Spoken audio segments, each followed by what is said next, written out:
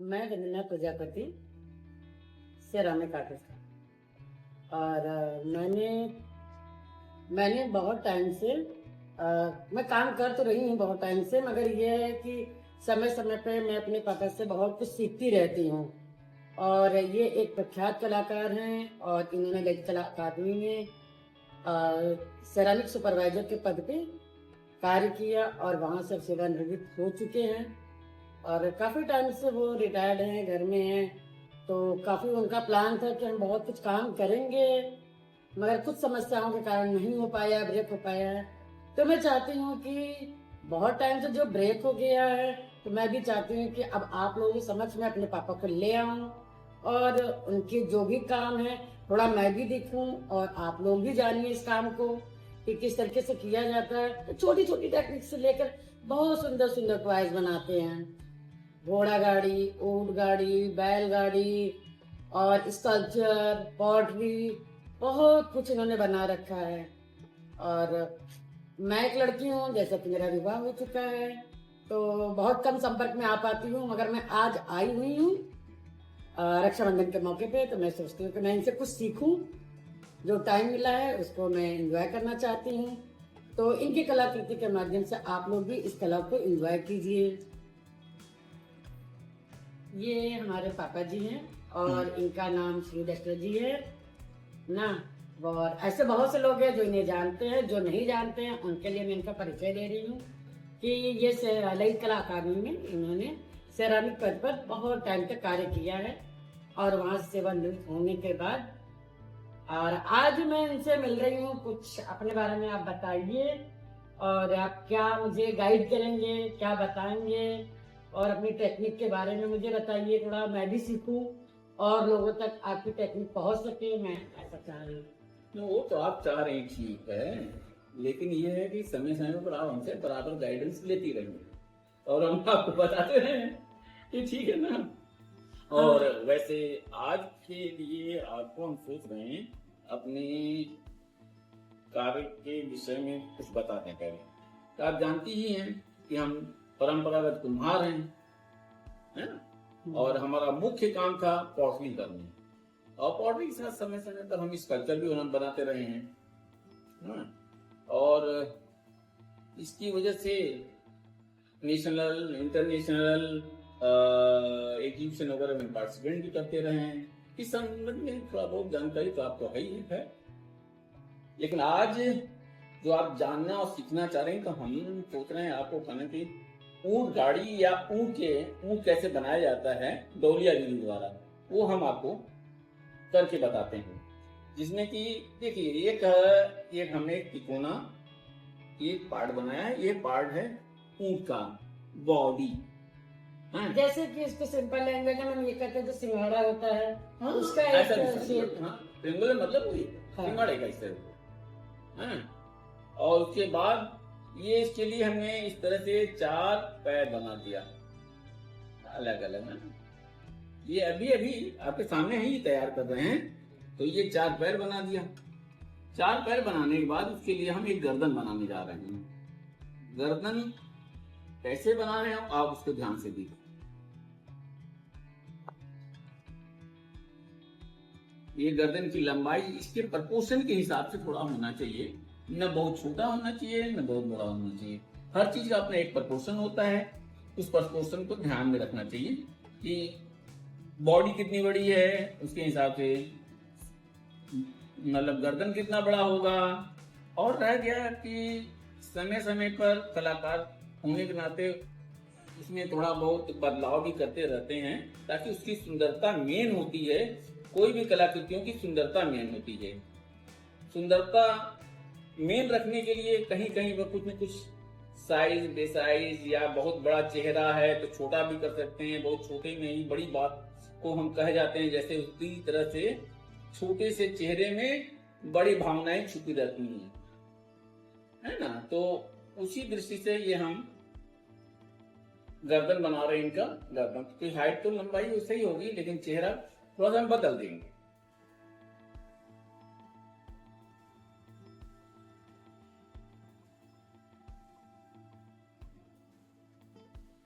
हल्का सा फीलिंग आने लगा ना ऊँट का, सिर्फ एक गर्दन लगाने के बाद जैसे लग रहा है कि बैठ गया। बैठा नहीं है अभी फिलहाल, अभी इसके तो पहले अभी लग तो जाएगा खड़ा तो भी हो होगा, जाएगा। तो खड़ा भी हो जाएगा। हाँ। लेकिन एक ऊँट जैसा एक फीलिंग आ रहा है। हमारा कहने का मतलब ये है, आप फील कर रही हैं तो हम समझते हैं कि हमारी कार्यशैली सही है, हम सक्सेस हैं अपने काम में। हर आर्टिस्ट यही सोचा, वाह क्या बात है, काम तो बहुत बढ़िया बना, अच्छा लगा, मन को छू लिया। हर आर्टिस्ट यही सोचता है, अपने स्वतः सुख के लिए आर्टिस्ट काम करता है और काम के दौरान उसमें वो इंजॉय करता रहता है। इससे सुख की अनुभूति होती है जब उसकी भावनाएं और उसकी सोच उसके साथ जुड़ जाती है कलाकृति के साथ। कर देते हैं, देखने में अच्छा लगे, हैं, और बाकी फिनिशिंग तो उसको बाद में करेंगे। और इसको धीरे धीरे हम एक एक पार्ट में जोड़ने की कोशिश करेंगे। जैसे अभी ये पैर का है,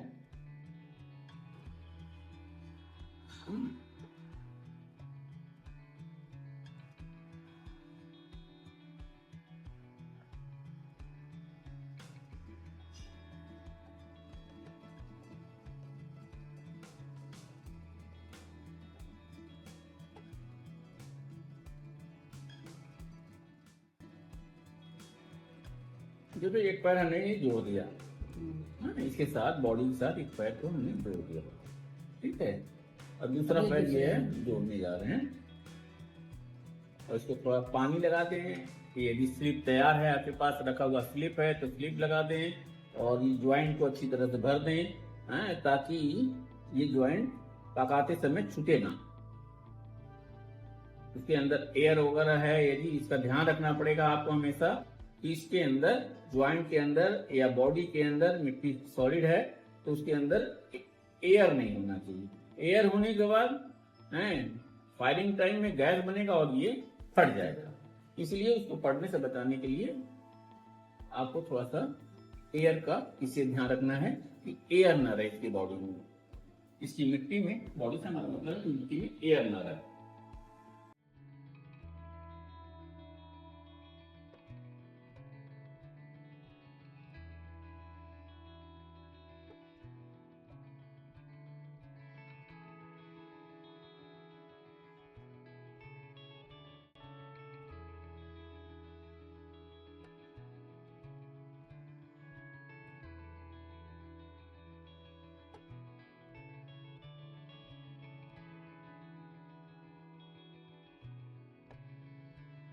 अभी ये हैं?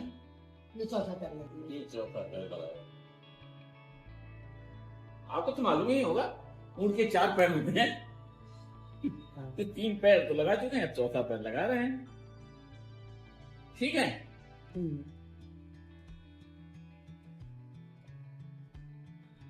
अब इसको गतिमान बनाना है कि हाँ, यदि ऊँट चल रहा है तो कौन सा पैर आगे होगा, कौन सा पैर पीछे होगा, कि 2 पैर आगे होंगे 2 पैर पीछे होंगे, ये सब आपको स्टडी करना चाहिए, हैं।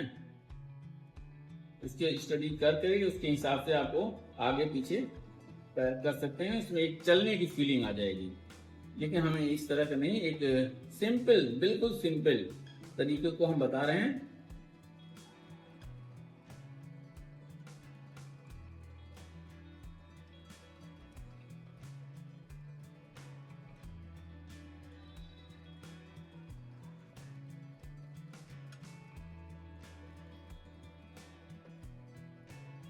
ये बीच में सेंटर में जो मिट्टी रखी है उसकी सपोर्ट के लिए। हाँ, बीच में हमने ये मिट्टी रखी है सपोर्ट के लिए, और इस तरह से थोड़ा थोड़ा बीच बीच में इसके सारे पार्ट को लगा लगा के चेक करना चाहिए कि हाँ, और वो बैलेंस में है या नहीं। हाँ, देखिए छोटी छोटी आंखें भी इसको हम लगा देते हैं, और बहुत जरूरी भी नहीं है, सिंपलिसिटी मेन चीज होती है। जितना हम सिंपल बनाएंगे उतना अच्छा लगेगा, हैं। आंख और नाक और मुंह इतना रियलिस्टिक नहीं हम बना रहे हैं, मतलब ऊँट के फॉर्म को सिंपलिसिटी करके ही बना रहे हैं, थोड़ा मॉडर्नाइज कर दे रहे हैं इसको।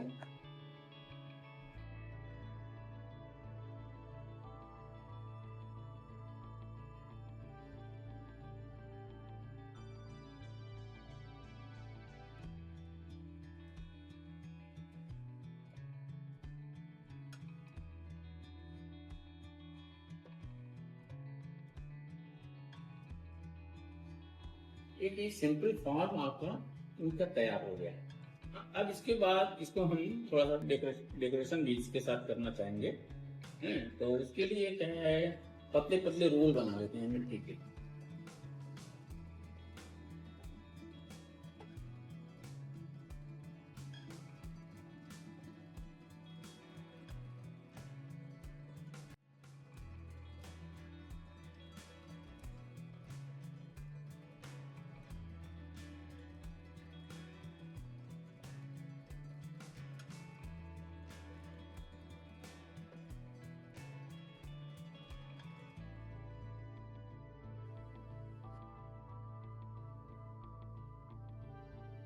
ये इसका क्या कोई कपड़ा है? ये कपड़ा नहीं है, इसे गहने हैं। इसको ना डेकोरेट किया जा रहा है। हमने बताया ना आपको कि इसको इसको हम थोड़ा डेकोरेट करेंगे। तो ये डेकोरेशन के लिए ये सब मिट्टी के क्वाल से इसकी डेकोरेशन कर रहे हैं। और इस तरह के डेकोरेशन वाले जो एनिमल्स होते थे, जैसे घोड़ा हुआ, हाथी हुआ और ये ऊंट हुआ, सब पहले जब बारात जाती थी शादियों में, तो उस समय इस तरह की कानून की डेकोरेशन वाले ऊंट हैं, एनिमल्स हैं, जो भी हैं इस तरह के। हाथी है जो हाँ। शादियों में मतलब बारात की शोभा बढ़ाने के लिए। हाँ, बारात की शोभा बढ़ाने के लिए लोग ले जाया करते थे। बारात में ये लोग इसका इस्तेमाल होता था और उसमें डेकोरेटिव ये सब ऊंट है, हाथी है, ये सारी चीजें जाती थी।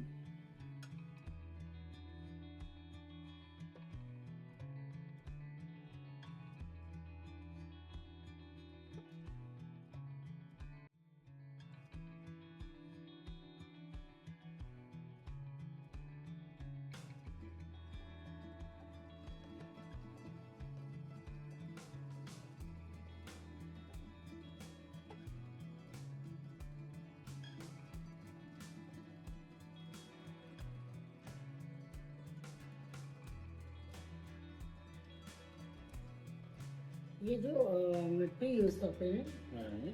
इस मिट्टी के बारे में भी बता दीजिए। जैसे मुझे तो पता है मगर और लोगों को भी पता चल जाए कि ये कौन सी मिट्टी यूज कर रहे हैं। इस समय हम रेड क्ले तो नहीं है हमारे पास, हम ज्यादातर व्हाइट क्ले में ही काम किए हैं। रेड क्ले में पहले क्या करते थे, लेकिन अब समय के अनुसार सब थोड़ा परिवर्तन, थोड़ा सा नया टेक्निक, नया काम, नया प्रगति सब लाने के लिए फिर हमने कहा कि व्हाइट क्ले में काम शुरू किया।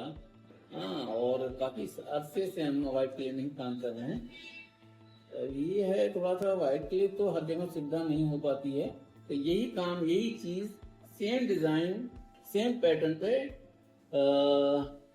रेड क्ले में भी काम किया जाता है। जो साधारण मिट्टी होती है, जो कुम्हार लोग अपना इस्तेमाल करते हैं मिट्टी, उस तरह की भी मिट्टी से भी ये काम हो सकता है। लेकिन अभी फिलहाल हम व्हाइट क्ले में काम कर रहे हैं। व्हाइट क्ले मतलब चाइना क्ले। तो चाइना क्ले नॉर्मली जो लोग अपने घरों में कप यूज करते हैं हाँ, चाय पीने के लिए, वो वाली मिट्टी। बस वही वाली मिट्टी है। और इस मिट्टी को तो दरअसल में यहाँ लखनऊ के आसपास में अवेलेबल नहीं हो पाता है। और ये अलग अलग खान से ये सब मिट्टियाँ निकाली जाती हैं, जैसे फायर क्ले है, क्वार्ट्स है, फ्लेक्सफायर है, ये सब अलग अलग खान से मिलती हैं।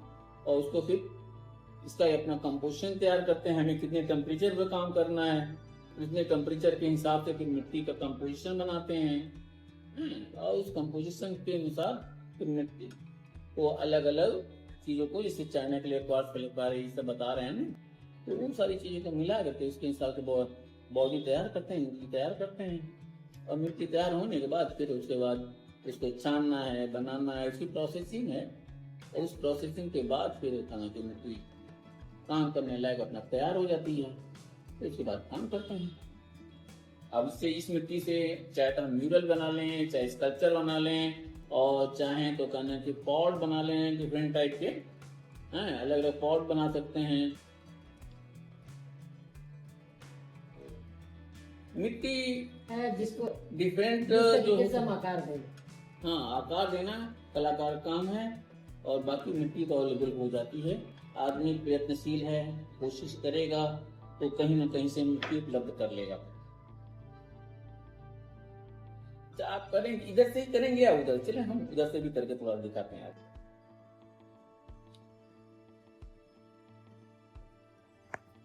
अब इसके पैर का डेकोरेशन देखिए उधर हो गया है, इधर का डेकोरेशन बाकी है, हैं? तो थोड़ा सा इसके पैर में हम जैसे जेवर है इनके वो हम पहना दे रहे हैं कि दिखने में पैर भी अट्रैक्टिव लगे, थोड़ा सा सुंदर लगे, आकर्षण इनके पैर का भी बढ़ जाए थोड़ी सी, कि जब चले तो आवाज आए। आवाज आएगी छन भी छन देखने छन छन। में, देखने वाले को सुंदर भी लगेगा। अरे हाँ, पैर में तो कुछ पहन रखा भी है।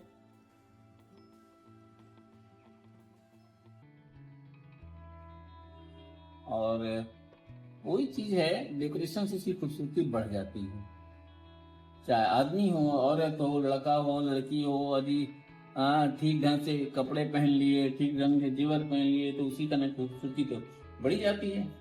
वैसे ही है, जानवर को भी हम यदि सुंदर ढंग से रखें, सुंदर ढंग से पालें, उसकी सेवा करें तो उसकी भी खूबसूरती बढ़ जाती है, स्वस्थ लगेगा, सुंदर लगेगा, अट्रैक्शन उसमें ज्यादा होगा। ये सब चीजें होती हैं और सभी को चाहिए कि जानवर से, एनिमल से, चिड़िया से, पक्षी से, जो भी हैं प्रकृति की चीजें, उन लोगों से प्यार करें और उनको कहने की सुंदर बनाएं, भोजन दें, पानी दें। ये सारी चीजों को सबका साथ होना चाहिए कि हाँ, और अपना एक नियम बनाना चाहिए कि हमें जानवर लोगों को भी पालना है, खिलाना है, उनकी सेवा करना है। तो ये कि एक प्रकृति की एक हिस्सा है, एक प्रकृति का ये बहुत हिस्सा, जैसे हमारा समाज है, समाज में इनकी भी जरूरत है। इसके बगैर हमारा समाज भी थोड़ा अधूरा हो जाता है। ऐसा रहा, ये एक ऊँट तो तैयार हो गया, और जरूरत पड़ने पर इसके पीछे गाड़ी लगा दो तो ऊँट गाड़ी बन जाएगी। अच्छा, ये बनने के बाद इसे कौन से टेम्परेचर में पकाएंगे? इसको पकाने के लिए ये जो मिट्टी है, हमने बताया ना, अलग अलग फार्मूले से मिट्टियाँ कंपोजिशन बनाते हैं, फिर उसको पका टेम्परेचर के हिसाब से बनाते हैं। ये है 1250 सेंटीग्रेड टेम्परेचर का, 1250 सेंटीग्रेड हाई टेम्परेचर का, हाई टेम्परेचर का है। अब जैसे रेड क्ले की बात हमने किया, जो साधारण मिट्टी हो तो 950 से 1000 के बीच में ही पका लेते हैं। इसी तरह से इसमें ग्लेज करेंगे या विदाउट ग्लेज? नहीं, इसको फिलहाल ग्लेज करना होगा, ग्लेज करने से खूबसूरती और ज्यादा बढ़ जाएगी।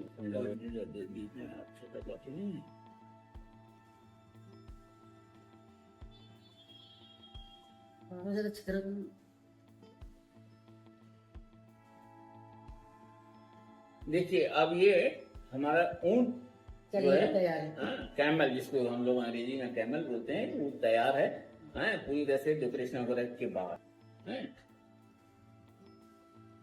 वैसे ऐसा है कि तैयार तो है, लेकिन कुछ चीजें हमने कहा था ना कि हाँ, जब घुमा करके थोड़ा सा और कुछ लगाएंगे, बताएंगे, तो वो हम देखिए इधर में कुछ चीजें छूट गई हैं, वो भी कंप्लीट हो गया है।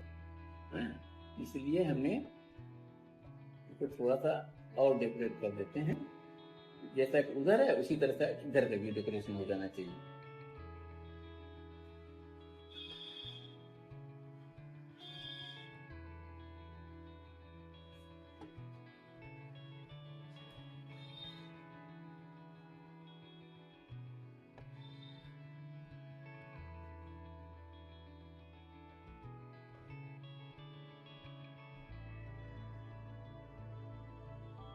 राजस्थानी हो? ये राजस्थान का खास एनिमल है, जो कि अभी चलते लखनऊ में आगे।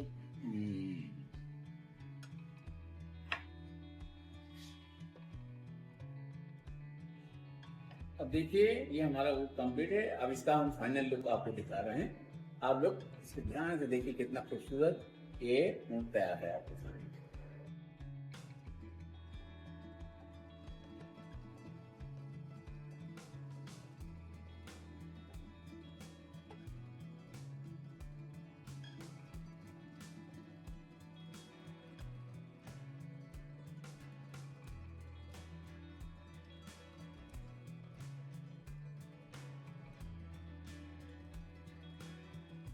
ये कंप्लीट आपने की छोटे छोटे टिप्स से बहुत अच्छा सा आपने स्ट्रक्चर बना के हम लोगों को दिखाया हो सका, इसके लिए आपका बहुत बहुत धन्यवाद। ओके। और मैं कहती हूँ कि अगर ये काम आप लोगों को पसंद आता है तो आप लाइक शेयर और कमेंट और सब्सक्राइब जरूर करें। और आगे अगर और भी कुछ चाहते हैं कि इससे संबंधित आप सीखना चाहते हैं या कोई जानकारी चाहते हैं तो आगे हमें फॉलो करें।